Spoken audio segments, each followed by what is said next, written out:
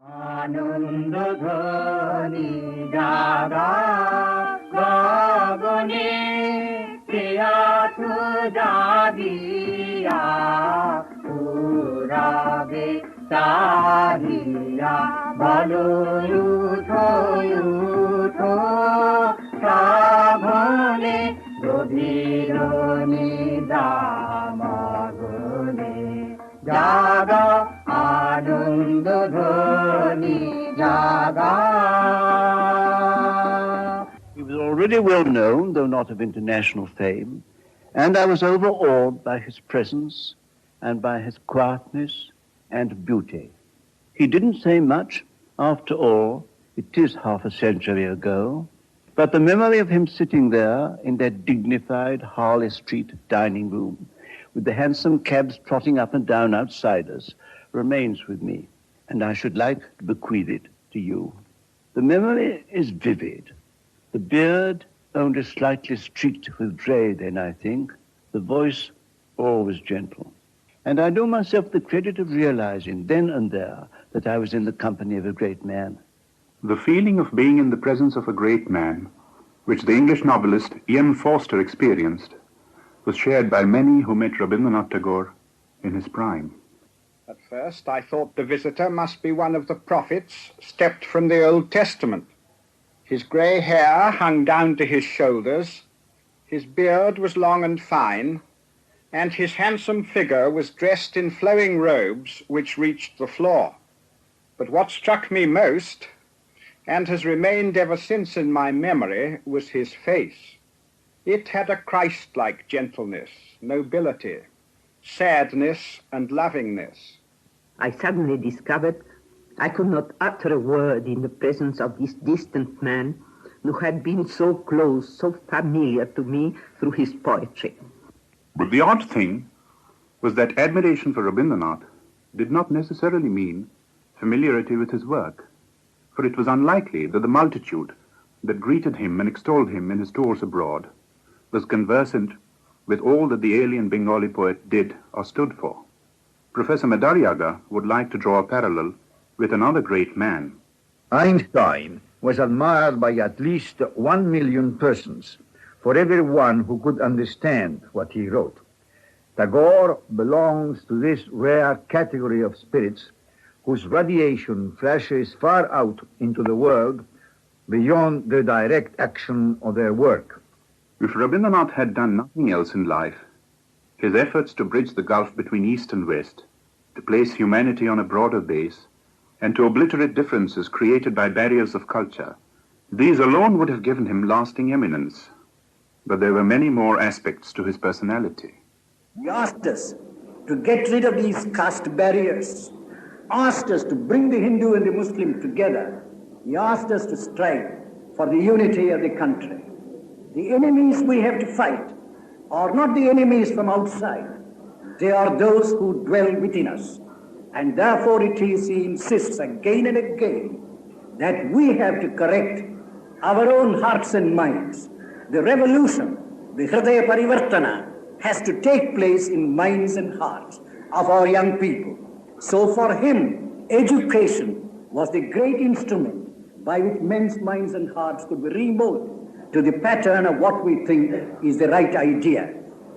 Poet, novelist, essayist, painter and composer, educationist, social reformer, and fighter against political injustice, all this he was. But even this does not reveal the fullness of his personality. Father could not bear to see anyone suffer. He would himself nurse if any of us fell ill. It is common knowledge how he nursed my mother when she lay in bed before her death for weeks on end, and how he looked after my sister Rani, a victim of tuberculosis, taking her from one health resort to another. When he could not get a conveyance for himself, he walked all the distance from Katgudam to Almora along the Dandi which carried Rani. Eldest son Rabindranath also remembers his extraordinary capacity to withstand pain. When once he was stung by a scorpion, he sat quietly with his legs stretched out before him, trying to think that it was somebody else's leg and not his. not of his essential self. And he had his foibles too, as Aurobindo Ghosh remembers. When he arrived in Cambridge in October 1912, he lived almost solely on sanatogen and carried about a bottle of sanatogen always with him. But more characteristic was a desire for change. He easily got tired of living in the same room or the same house for long. When he could neither change the house nor the room, he would put up partitions and shift them whenever he grew tired of the arrangement.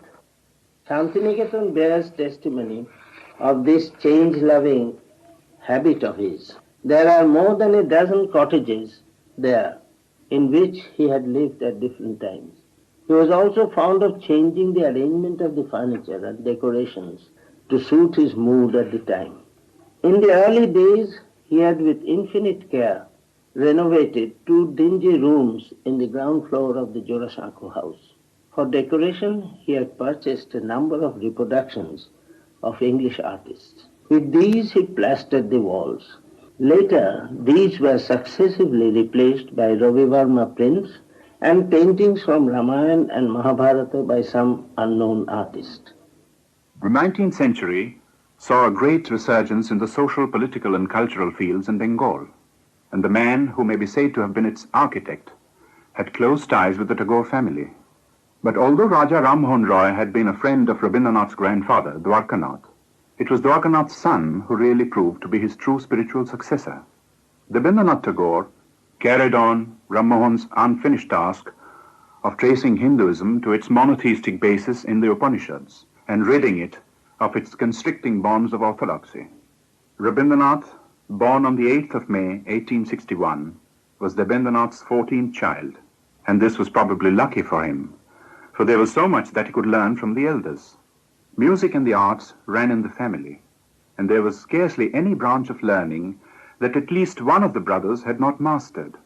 Roby's first book of verse, Kobi Kahini, came out when he was only 13.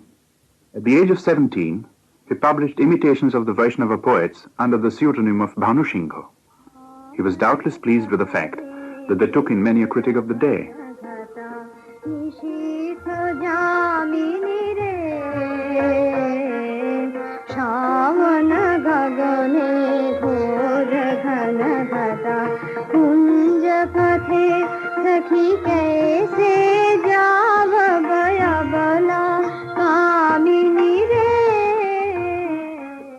But writing love lyrics and setting them to music was not enough to please the elders. He had to have a regular education, like all young men of respectable families.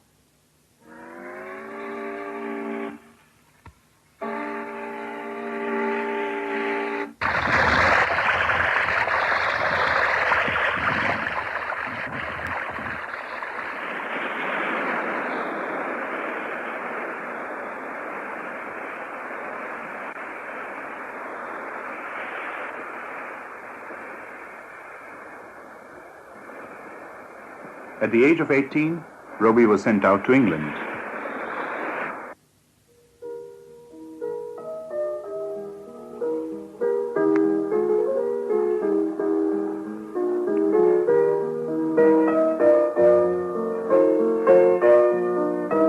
Living in Brighton with his sister-in-law, Gyanadanandini, Roby wrote more verse and mocked at Victorian England in a series of articles he sent out to India for publication in Brother Dejendranath's admirable literary journal, Bharati.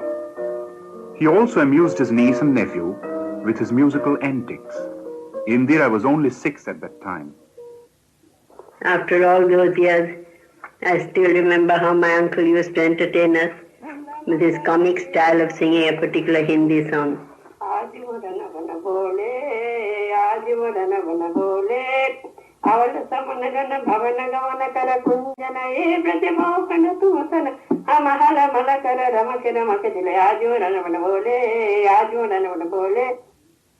All this, of course, leads to the fact that he did not complete his course of studies at the London University.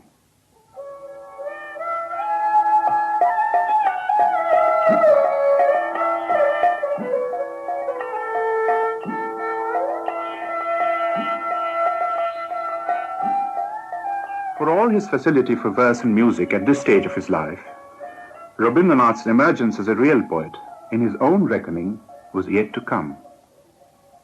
The true inspiration came suddenly, without warning. He was living in a house in South Calcutta with brother Jyotirindranath and his wife Kadambari Devi. He was later to describe the experience in his own words. One day, while I stood watching at early dawn, the sun sending out its rays from behind the trees, I suddenly felt as if some ancient mist had in a moment lifted from my sight, and the morning light on the face of the world revealed an inner radiance of joy. The invisible screen of the commonplace was removed from all things and all men, and their ultimate significance was intensified in my mind. And this is the definition of beauty. The poem I wrote on the first day of my surprise was named The Awakening of the Waterfall.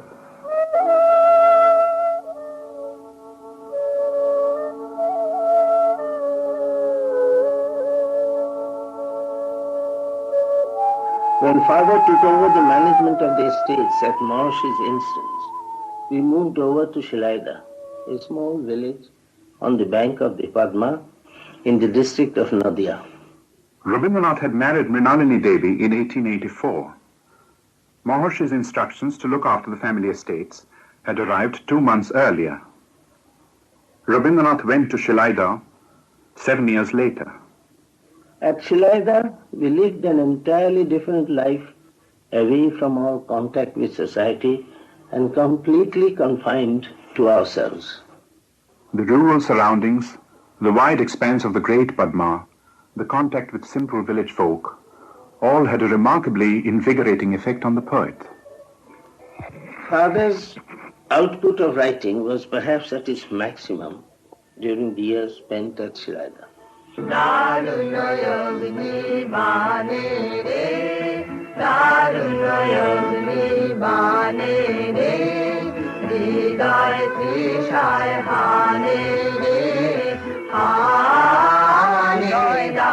নাচে রে আজিকে ময়ূরের মতো নাচে রে হৃদয় নাচে রে হৃদয় নাচে রে শতবরণের ভাব উচ্ছ্বাস কলাপের মতো করেছে বিকাশ আকুল পরাণ আকাশে চাহিয়াই উল্লাসে কারে যাচে রে হৃদয় আমার নাচে রে আজিকে ময়ূরের মতো নাচে রে. My father had become greatly concerned about our education. He was determined that we should not go through the grind of the stereotyped school teaching prevalent in our country, his own impression of the schools in Calcutta having left a bitter impression on his mind. আমাদের শান্তি নিকেতন আমাদের শান্তি নিকেতন চিদে সবতে আপন আমাদের সবতে আপন আমাদের শান্তি নিকেতন. The school of Shantiniketan came up on a plot of land acquired by Rabindranath in 1862.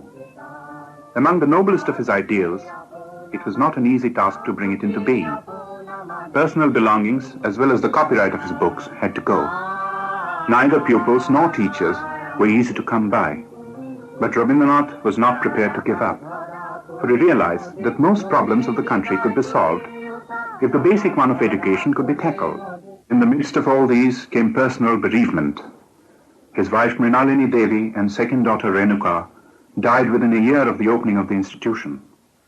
4 years later, youngest son Shomi passed away. But his eldest son Rathindranath remembers, vicissitudes of life, pain or afflictions never upset the equanimity of my father's mind. His inward peace was not disturbed by any calamity, however painful. Some superhuman Shakti gave him the power to resist and rise above misfortune of the most painful nature. After mother's death, father devoted himself with renewed zeal to the affairs of the school at Shantiniketan. the conception of the open-air educational institution at Shantiniketan, apart from being a healthy scheme, had behind it the vision of a poet. This poetic vision was to guide most of his undertakings, whether literary, social, or political. When Lord Curzon suggested the division of Bengal, it was the humanist poet in Rabindranath who was moved to write a series of magnificent patriotic songs.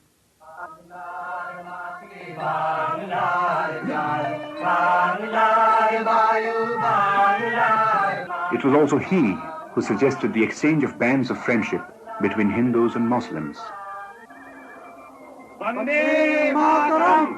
Vande Mataram! And when the Swadeshi movement took a turn towards violence, it was the poet whose sensibility was hurt and who withdrew from the political field. It was Rabindranath's own translations of some of his lyrics that paved the way to world fame. Gitanjali, which came out in 1912, had an introduction by the poet Yeats. Translation had given the poems a new garb, and yet they had a beauty of their own. Sybil Thorndike was one of many who were deeply moved by the poems. My songs are like water plants. They do not stay immovable where they were born. They have no roots, only flowers and leaves. With the joy of light they dance in the waves. Having neither home nor wealth, they are like unknown guests. No one knows when they come or go. When the July rains come pouring down from the clouds and submerge the banks, my water plants, turbulent and restless, lose their way in the flood and are carried away in all directions from country to far country. Professor Basham's reaction as a youth to Tagore's poetry provides a clue to the phenomenal popularity Rabindranath acquired in Europe. Like many thoughtful adolescents the world over, I was then going through a period of inner crisis, seeking for some kind of psychological security in a world which presented baffling problems to me and which seemed dangerous and unfriendly. At that time, Rabindranath's poetry, read, of course, in the poet's own English translations, was of great help to me. His vision of nature in the light of the spirit, his affirmation of the fundamental goodness of the world, the deep sense of love and brotherhood expressed in his poems, all helped me to come to grips with the problems of my age. And I think the poems had a real effect on the formation of my personality. Gitanjali brought Rabindranath the Nobel Prize in 1913. In 1915, he was given a knighthood. 4 years later, he was forced to renounce it as a result of political upheaval, which revealed to him more clearly than ever the callousness of British rule.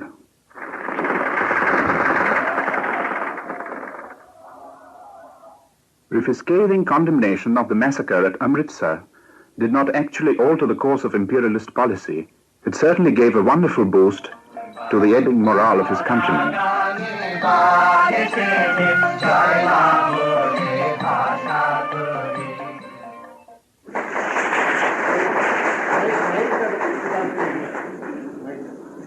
Two hours before he arrived at the great aula of the Berlin University, it was absolutely packed to suffocation.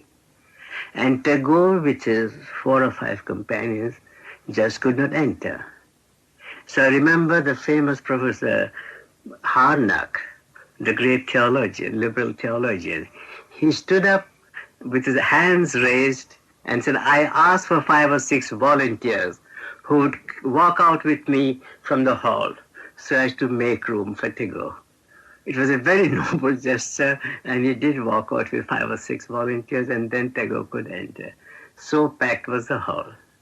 What happened in Berlin was typical of every meeting Rabindranath addressed in every city in Europe and the Far East that he visited on his tours in the 1920s. The dominant theme of his lectures was the need for intellectual cooperation between nations. To him, it was the only way to world peace. He also spoke of his school, his country, and its heritage. And he said, I don't want adulation, I want love. Many have rightly pointed out his premonitory and prophetic feeling in regard to the cyclic wars and retaliative misery that have visited our times and our age.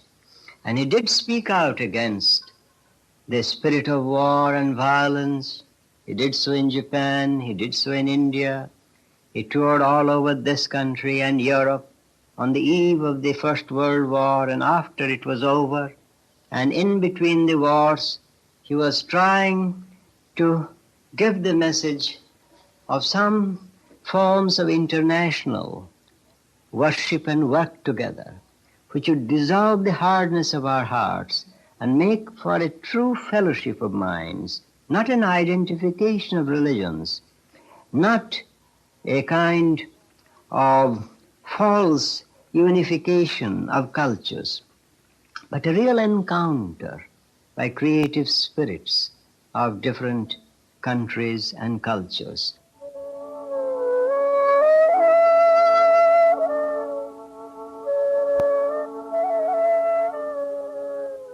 One important purpose behind the long and arduous journeys Rabindranath undertook, even in his declining years, was to collect funds for his school, which had now grown into an international university. The Vishwa Bharati had opened its doors to students and scholars from all over the world. Songs, fairs, dramatic performances, festivals celebrating the seasons formed part of the very fabric of life at Shantiniketan.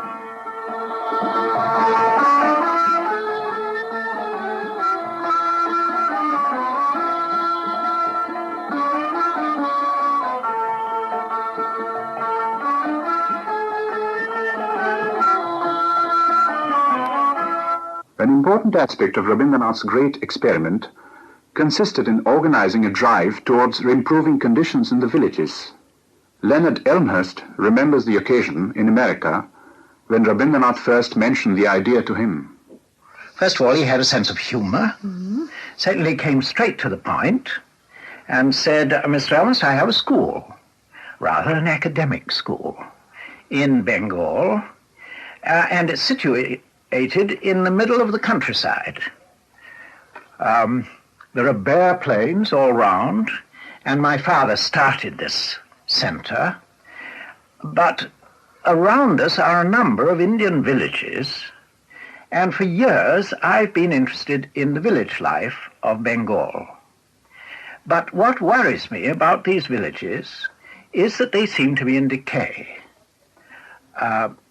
And I've wanted for a long time someone who would be willing to come and live in one of them.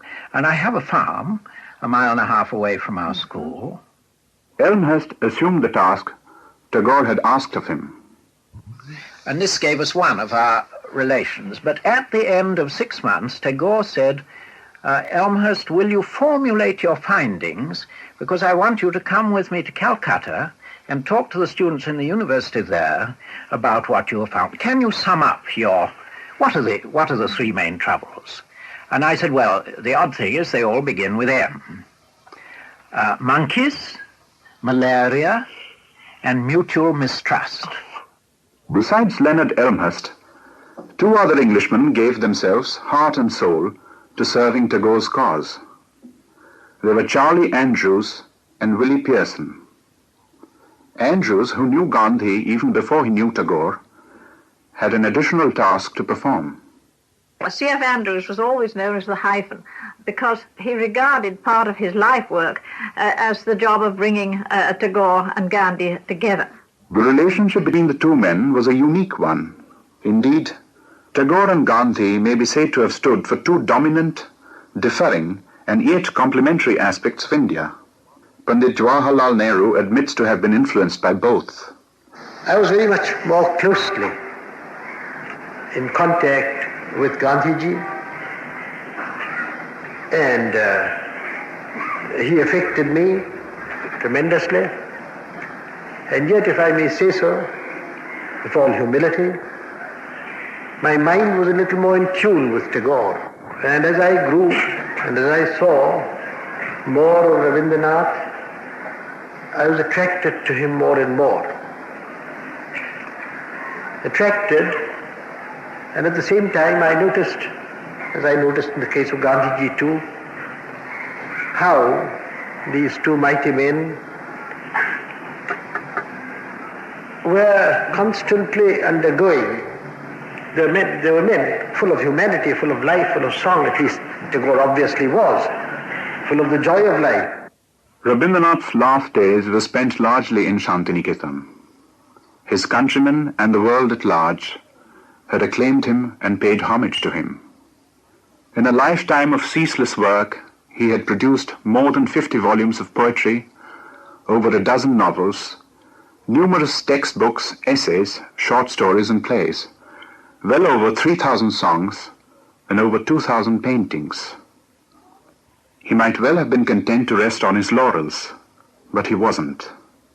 His acute sensibility and the very dynamism of his personality made him respond to every sight and sound, each event and experience.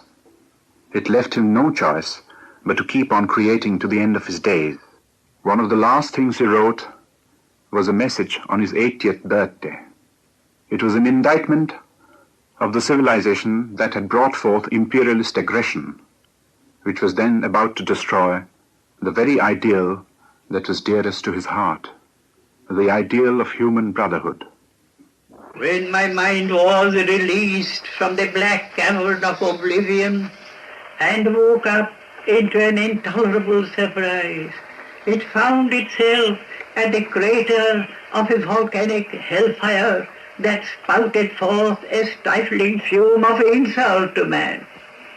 It witnessed the long-drawn suicidal agony of the time spirit passing through convulsions of a monstrous deformity worse than death.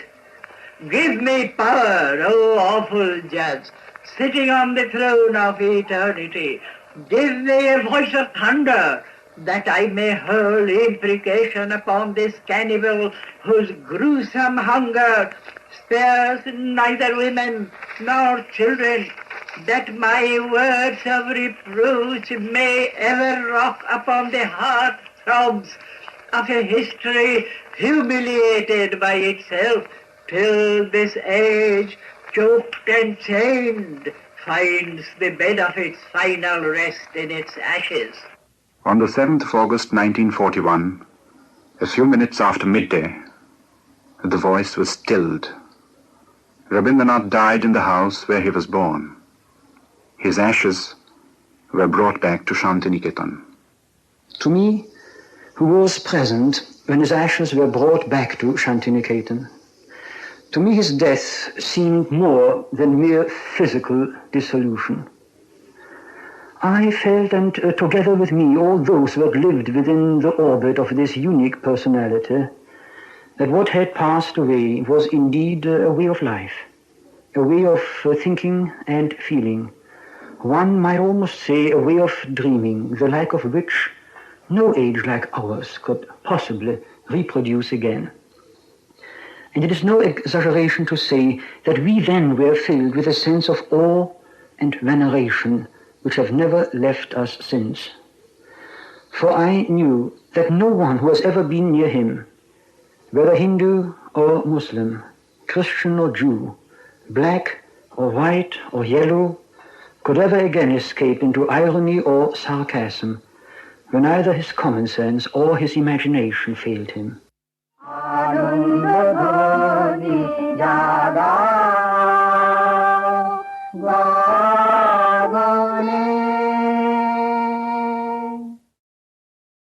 That was a radio biography of Tagore, written, produced and presented by Satyajit Ray for All India Radio.